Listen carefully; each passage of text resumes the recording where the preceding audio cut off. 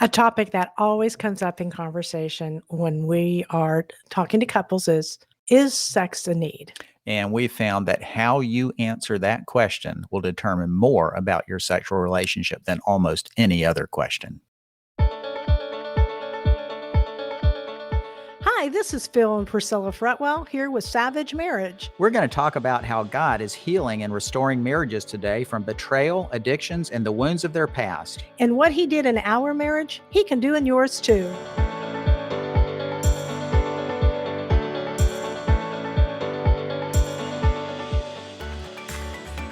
Priscilla, is sex a need? Well, a need for what? Well, that is part of the question, right? Right. A need to breathe, A need to live? a need to eat. I mean, what is this thing? All of these things are needs, right? Yeah. It's interesting because I think we have this idea that sex is a need presented a lot to us. When it's profiled that way, when I believe it's a need, it turns it into my need becomes your obligation. Right. My duty. Yes. Right. This question here, I think, is an important one for us to address today. And we're going to spend some time going through it. And it really kind of starts with, for us, even our own story that was 6 years ago. That's right. 6 years ago, our life came to a screeching halt. You had just come clean, and that made me come clean with some of my things that I had been holding back on. And we saw each other and our whole marriage almost like a mess. This is a messy mess, right? And in our sex life, I saw it more as an obligation, like he said, and a duty that I had to do. And for years, right, 28 years, looking at it this way and making sure that you were satisfied, and so that you wouldn't run off on me. And then it didn't really work. No, it didn't work. Well, and even with you seeing it that way as an obligation, I saw it as your obligation. So whenever our sex life was not working out like I thought it should, remembering my whole sexual schema was built on porn and all this stuff that I've been seeing, right? So that planted the expectations in my mind. And so when it didn't work out that way, plus me seeing it as your obligation, now I have bitterness about it. I have disappointment about it in my own life. So on both sides of the coin, Priscilla, we were just out of bounds and barely treading water in this whole area of sexuality. What we learned is that we really needed was authentic intimacy with one another. And it had to be with the spiritual, emotional, and the physical. Well, Priscilla, I think I had always thought that the sexual intimacy was really going to be the key for our relationship, and that you had to have the sexual intimacy. And as a result of that, the emotional intimacy would flow out of it. And I don't even think I was thinking about spiritual intimacy at that time. No, I think we didn't even have that in our marriage. I mean, we went to church and stuff, but we did not have a spiritual life together. We did not know one another spiritually. Correct. And so here we were trying to have a sexual relationship without really having the spiritual intimacy together.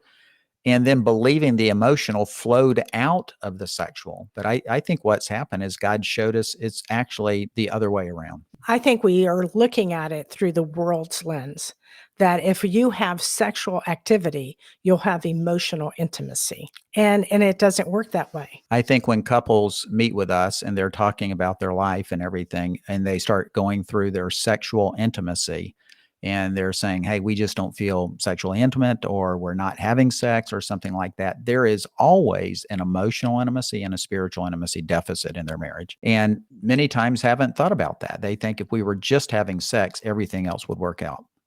Yeah, so we have to look at it. If we believe that sex is a need, then we have to address a few things. Which, by the way, I found out, in our story, Priscilla, remember, we didn't have sex for 100 days. And I will tell you that at that point is whenever I think I started changing my whole mind about this stuff.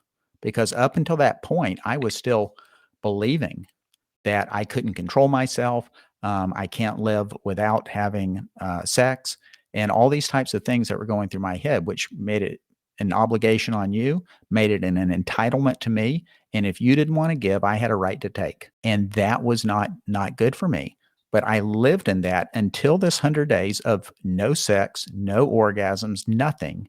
And God showed me all of that stuff is a lie. And it was not what we wanted to build our relationship on. The question is, when does this need begin? When does it start? Because if it's a need, when does it begin? Does it begin at puberty? Does it begin when you're 17? Or does it begin, when does this begin that you should meet this need?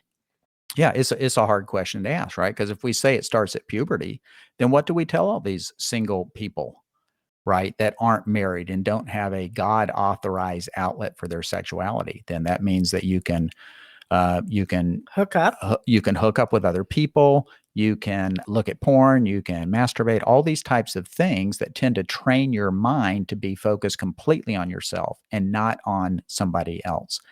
And so that's a real issue. Another part of this would be what happens when you have a spouse that's disabled. It can't physically have sex. Right. I remember a friend of mine, he cared for his wife during the last 5 years of her life because she had cancer and her body was wasting and deteriorating away. And I remember asking him, saying, "Hey, how did you navigate all that? What did you see God do?" And he told me that God took them to another place in their relationship that was so sweet, so intimate, much more than they had ever had. And it was the most sweet time of their relationship in their entire life. So that's amazing. I mean, her body is wasting away. So they're not having sex, but somehow the intimacy in their relationship flourished and brought them to a different level. So that's just telling me that it's not the sexual, it's the spiritual, it is the emotional that is providing the real fuel into the relationship. Well, it's really what brings oneness, right? I know that in the 100 days that you and I were abstinent, I felt so close to you. Not initially, but when we started working through our mess, I was going, wow, this is unbelievable. I mean, we were sharing, we were vulnerable with one another. Yeah. We were sharing the deepest part of our hearts, the things that we did not like about each other, the things that we wanted to change. It was hard. It was awkward. It was painful and there was tears, but I felt like it was the first time that we had really, in 28 years, known each other to the deepest core of our being. It also helped me understand what my friend said about caring for his wife during her last 5 years, right? That they got to a place where the satisfaction in their marriage was not based on their sexuality. It was based on their complete intimacy as spirit and soul. And even though maybe they're not being sexual, I am sure they were still touching. Another question would be, what about traveling? Yeah, and I traveled a lot during work, and I probably used some of that as justification, right? I'm traveling, Priscilla's not here. But that also made you feel obligations, right? To have what we call departure sex and arrival sex, right? Because of Phil's needs, right? Yeah. All that was very obligatory. So, all these questions are ones that have to be asked if we look at this as need. So all those things are important questions to think about, that whenever you put it in this category being a need. So let's bring it to the Bible. The Bible. Yes. We have to bring it back to the Bible.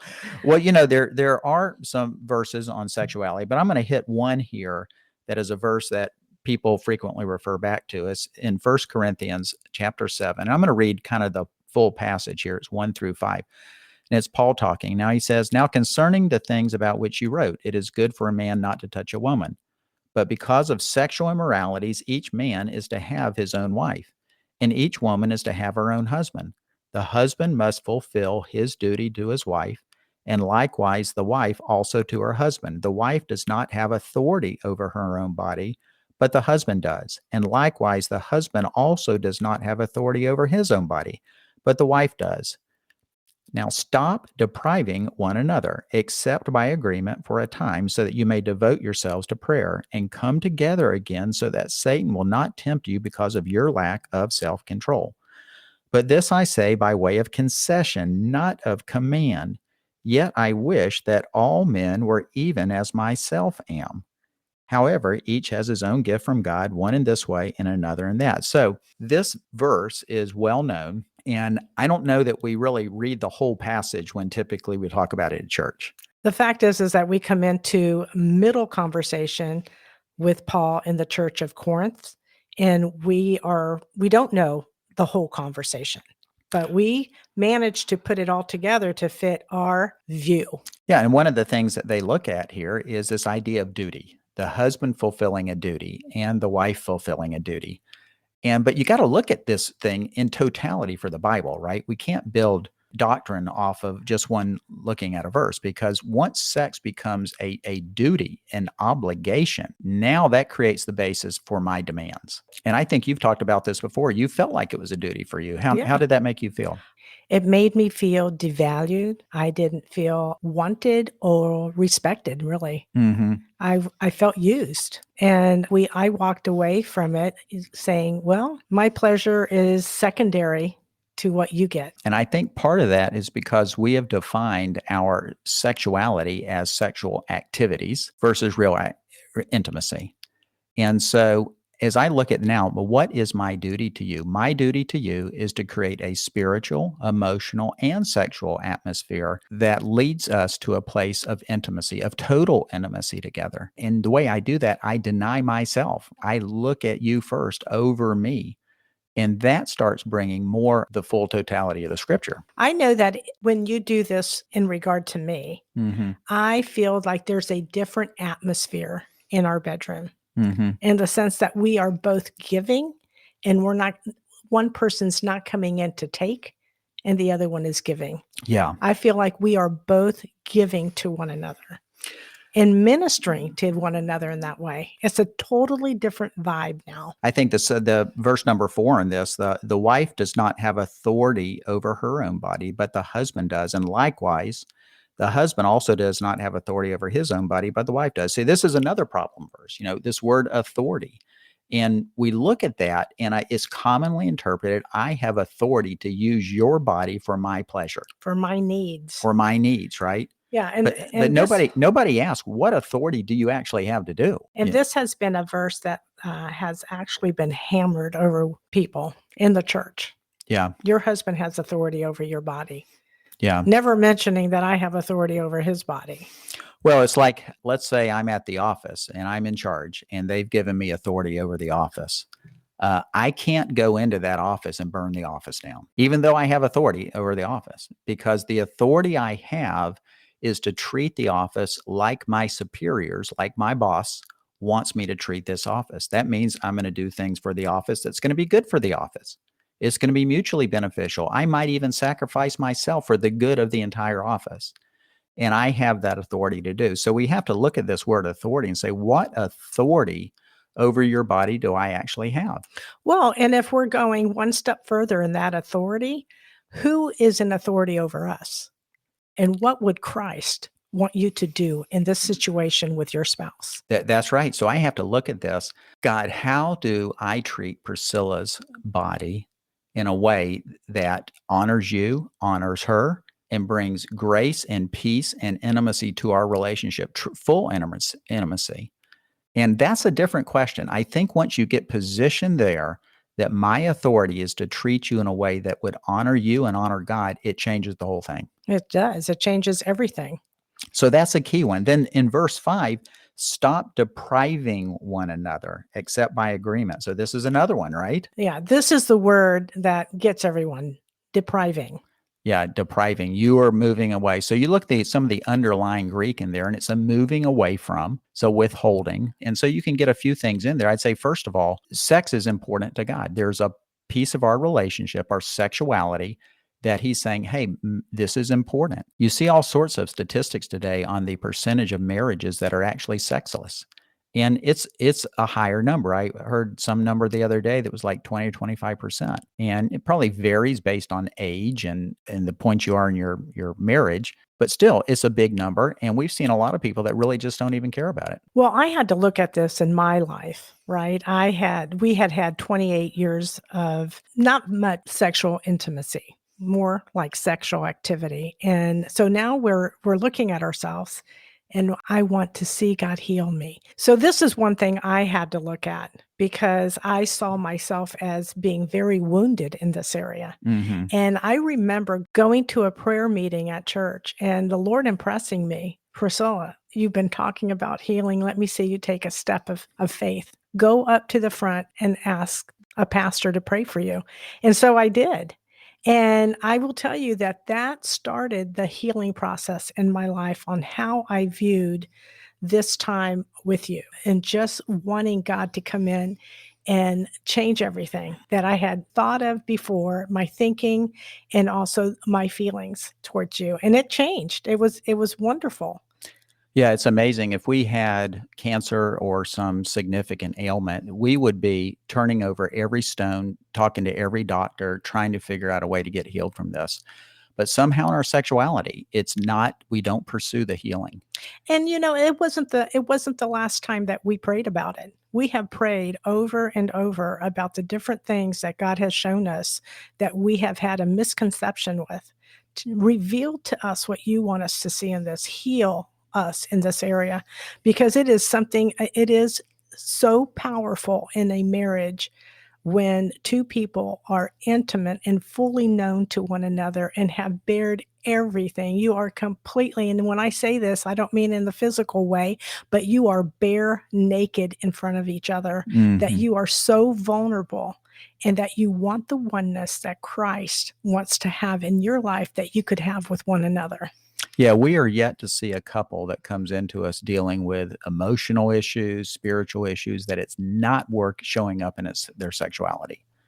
And even if they're continuing to have physical sex, there is hurt, there is disappointment, there is no real contentment or peace going on within that relationship, because all this stuff is designed to fit together. We are not designed to be purely sexual beings with no emotional or spiritual involvement. That's what the dogs are. That's what the animals are. And we are not like that, because God has created us as three parts: spiritual, emotional, and physical. And we're all designed to relate like that. And I tell you, Priscilla, when we started seeing that, I think that changed our life. Don't you?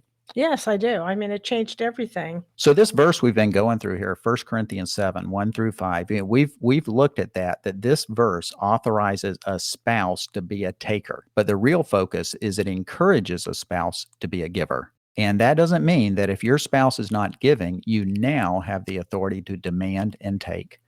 So here's some problems, Priscilla, if we conclude that sex is a need, because if that's the position and that's the belief inside of either spouse, it's going to work its way out with a couple of problems. What's the first one? Well, you feel like that you can demand sex. It's like my need. Right. It's my need. It's a vending machine almost, right? Let Mm-hmm. me put the dollar in and I get my sex. Yeah, and I think from there, what happens, the next problem is that women feel like they have to perform, even when there's no spiritual or emotional intimacy. How does that make women feel, do you think? Well, I think they feel like a receptacle.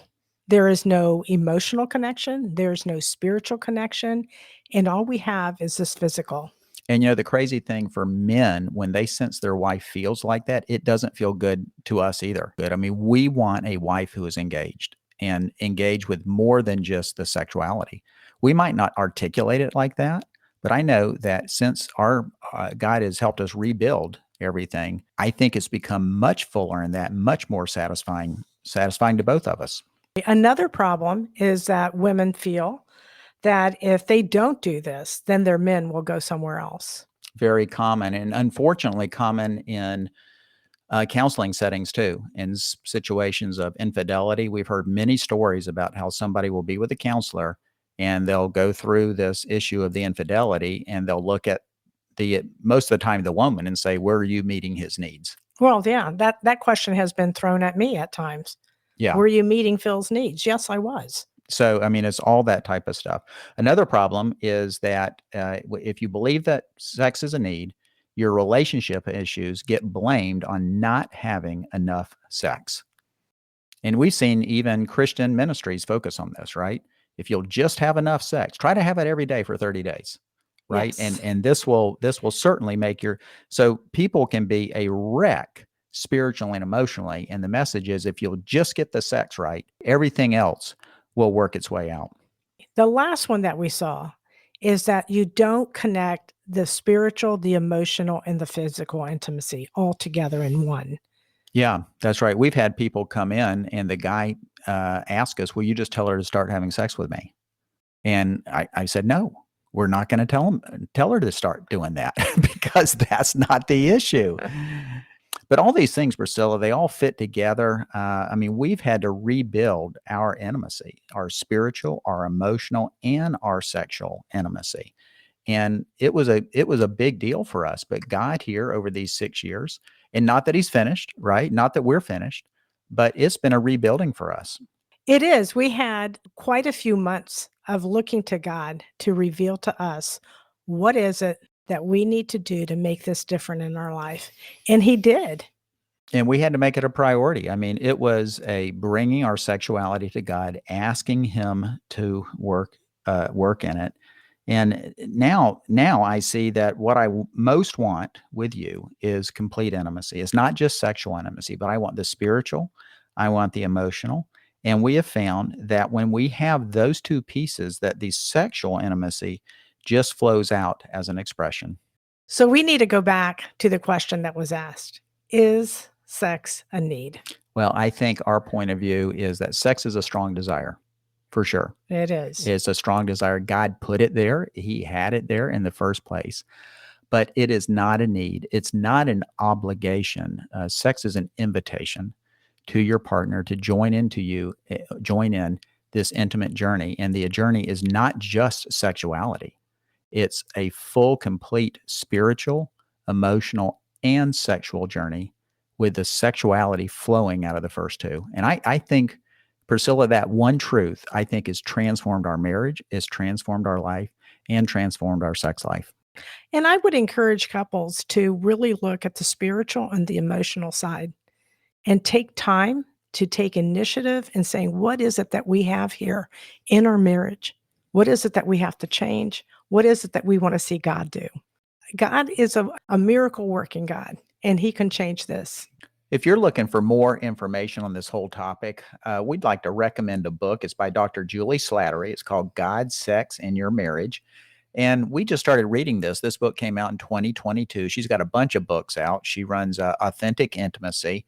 And Priscilla, this was like a breath of fresh air to us, wasn't it? It really was, because we have been walking on this road of recovery and healing. And to hear her speak through this book and say, God confirmed this with us some time ago and with her also. And it's just like being able to say, hey, there's another confirmation that the road that we're on is true.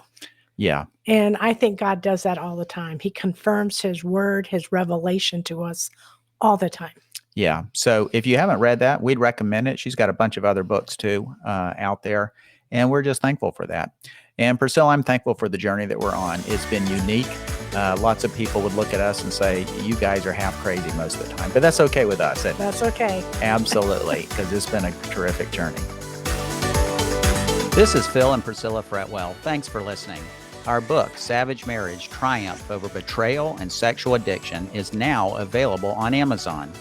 Follow us on Facebook and Instagram at Savage Marriage Ministries.